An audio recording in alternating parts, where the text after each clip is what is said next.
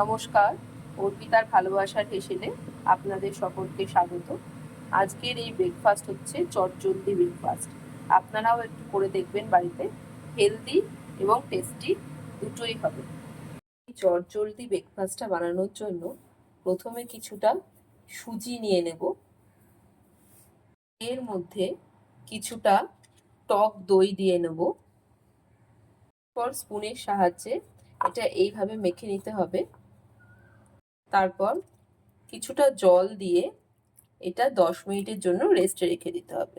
10 minute হয়ে গেছে, দেখো জলটা কতটা টেনে গেছে। সুজি আসলে অনেকটা জল টেনে নেয়, তাই জন্য অবশ্যই কিন্তু এটা রেস্টে দিতে হবে।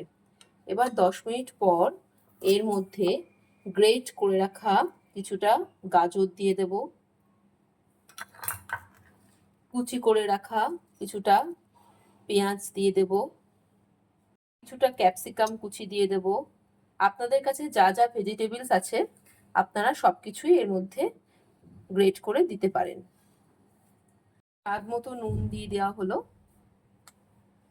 এবার এই ব্যাটারটা রেডি হয়ে গেছে। আপনাদের বাড়িতে যে সমস্ত খুদেরা ভেজিটেবলস খেতে চায় না, তাদেরকে একবার এরকম কালারফুল ব্রেকফাস্টে বানিয়ে দেবেন, দেখবেন কতটা এনজয় করে ওরা এটা খেয়ে নেবে। এরপর একটা প্যান বসিয়ে নিয়ে এর মধ্যে কিছুটা বাটার দিয়ে নিতে হবে। অবশ্যই কিন্তু লো ফ্লেমে পুরো রান্নাটা হবে, না হলে বাইরেটা তাড়াতাড়ি হয়ে যাবে, ভেতরটা কাঁচা থেকে যাবে। তারপর এইভাবে কিছুটা ব্যাটার এর মধ্যে দিয়ে নিতে হবে।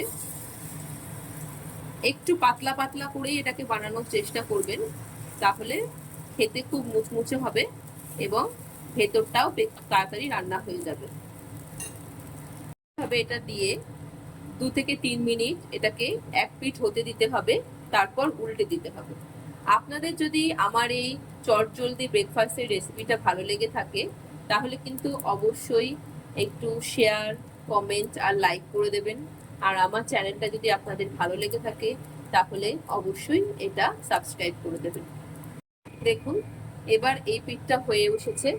এবার এটাকে হালকা করে উল্টে দিতে হবে। এবার ওই পিঠটাও 2-3 মিনিট হতে দিতে হবে। অবশ্যই কিন্তু পুরো রান্নাটা লো ফ্লেমেই করবেন, কারণ যদি এটা হাই ফ্লেমে করেন তাহলে কিন্তু পুরোটাই নষ্ট হয়ে যাবে।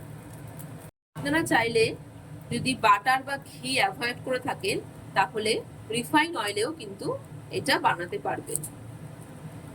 আপনারা গ্রিন চাটনির সাথেও সার্ভ করতে পারবেন, কিন্তু আমার কাছে গ্রিন চাটনি না থাকায় আমি এটা টমেটো কেচাপ দিয়ে সার্ভ করব। খেয়ে ফেলো তাড়াতাড়ি সবটা। খেয়ে দেখো আগে কেমন হয়েছে।